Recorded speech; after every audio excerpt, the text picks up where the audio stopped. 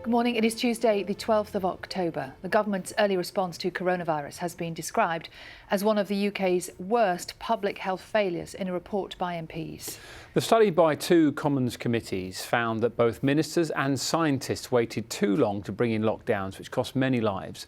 But they did praise the speed of the vaccine rollout. Our health correspondent Jim Reid has more. We are still living through, says this report, the biggest health crisis of the last 100 years. Millions have been infected, many thousands of lives have been lost to COVID. When we brought back people from Wuhan in January... For a year now, two influential groups of MPs have been taking evidence on the pandemic from people involved in key decisions at the time. Now, in this report, they strongly criticise the early response. Instead of locking down hard and fast like some other countries, they say ministers, guided by their scientific advisers, made a deliberate decision to introduce social distancing rules gradually until it was clear the NHS could be overwhelmed. The MPs describe that as a serious error, which proved fatal to many. We were too slow in that initial lockdown.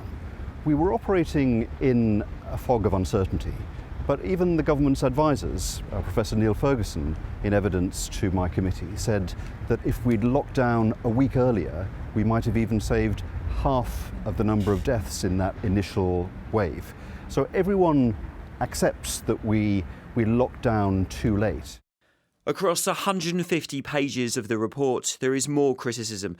It describes the rollout of the test and trace programme in England as slow and chaotic. It says the UK did not impose rigorous border controls, letting in high numbers of infections from France and Spain. And it criticises the treatment of care homes, saying the risks were not recognised soon enough, leading to devastating and preventable repercussions. The report has actually picked up things that we were saying from the outset, that social care was an afterthought. The mantra was NHS, we have to keep it safe. And we understood some of that. But what we didn't know was that the discharge out of hospitals was actually not through testing, and they weren't safe discharges. There was, though, praise for parts of the national response. The vaccine programme was described as one of the most effective initiatives in the history of UK science. And treatments for COVID were also singled out as well. One, dexamethasone, was widely used first in this country and has now saved more than 1 million lives around the world. The government says throughout the pandemic it has been guided by scientific experts and has not shied away from taking quick action, including on lockdowns. It says it is committed to learning lessons and will hold a full public inquiry in the spring. Jim Reid, BBC News. And all morning we will be getting reaction to that report. We'll be speaking to a GP, a care home owner and the chair of the Science and Technology Select Committee who you saw in that report, Greg Clark. That's live at around 7:30. A support package for firms struggling with the soaring cost of energy could be announced within days. The Prime Minister is believed to have backed proposals to provide loans worth hundreds of millions of pounds. Our business correspondent Theo Leggett reports. Forging steel requires a lot of heat, and that consumes a great deal of energy. Small wonder then that steelmakers want the government to help them cope with a steep rise in energy costs.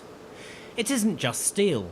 Cement manufacturers, chemicals firms, glass makers and ceramics businesses are also appealing for support. Not all companies are affected in the same way by rising costs.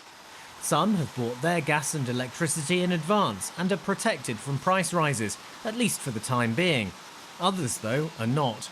For them, this is an incredibly serious predicament, leading some to scale back production or to raise product prices.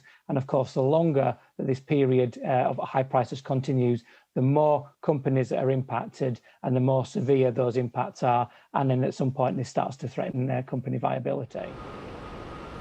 The government faces a dilemma. It wants to help viable businesses cope with soaring costs, but it doesn't want to prop up failing companies. Direct subsidies would add to the burden on taxpayers, while a cap on electricity or gas prices would risk simply passing on extra costs to energy companies. But Labour says what businesses are asking for is reasonable. They felt that a package of support is needed through the winter, when gas and electricity prices are usually higher, and to get us through this temporary spike in gas and electricity prices. That's what they're looking for. They're not looking for a permanent bailout or a subsidy. What they are looking for is targeted support now, which is what is happening in other European countries. The Chancellor now does at least have concrete proposals to look at, passed on by the Business Secretary after consultations with industry. But whatever options he chooses, someone, somewhere, is going to have to pay in the end. Theo Leggett, BBC News. We can speak now to our chief political correspondent, Adam Fleming, who is in Westminster for us this morning. Morning to you, Adam. Now, the government haven't all been saying the same thing on this crisis recently, have they? Are we expecting to hear more of a focused line in the next few days?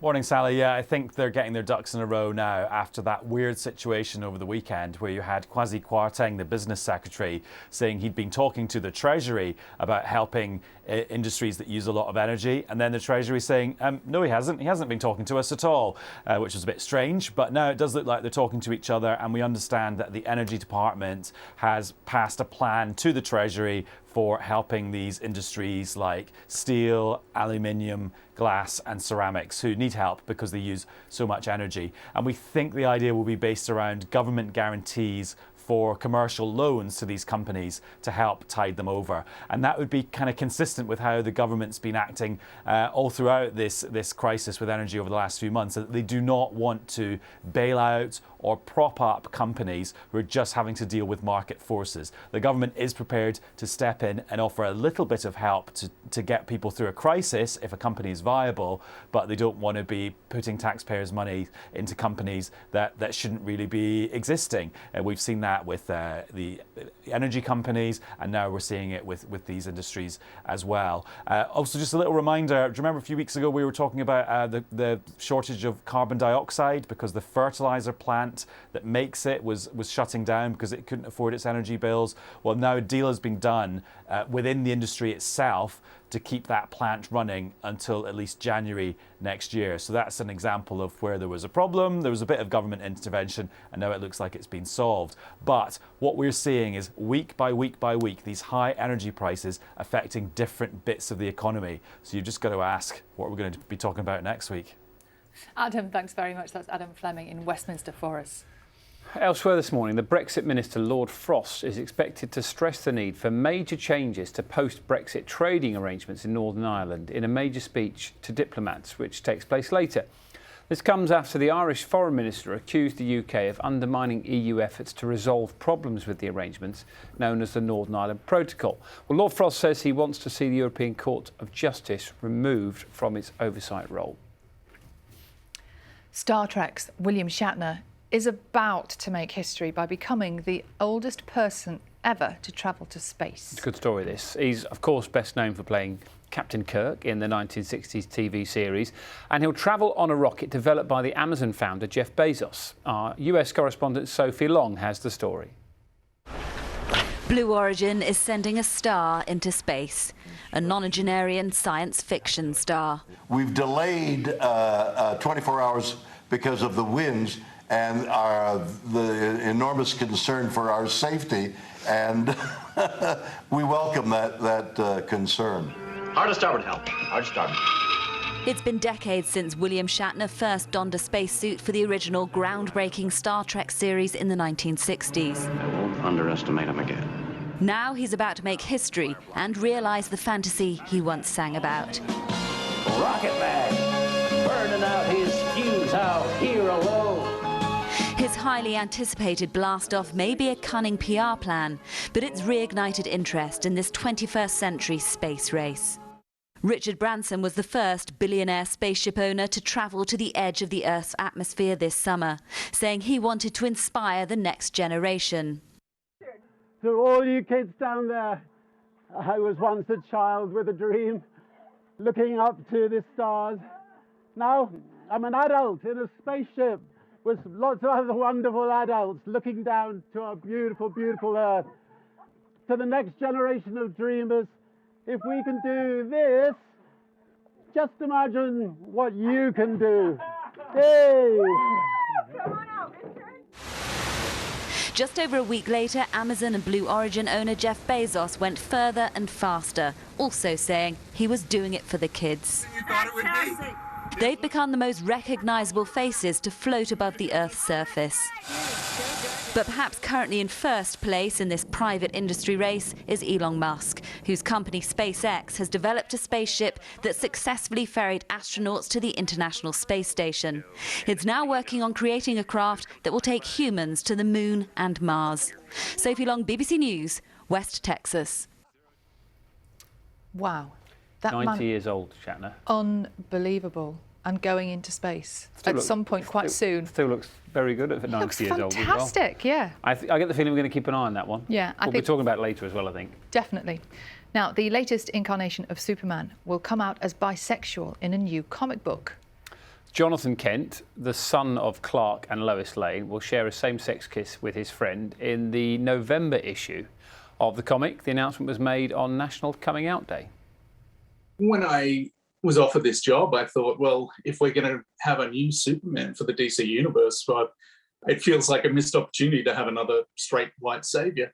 So while this isn't everything to do with him, and there's a reason this is coming in issue 5, not issue 1. We didn't want this to be DC Comics creates new queer Superman. We want this to be Superman finds himself, becomes Superman, and then comes out.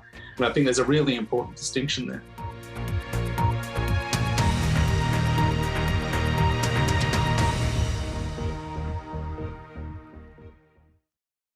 See the headlines as they happen and watch BBC News live in the app and get the full story with bbc.co.uk/news. Follow the story for all the latest with BBC News.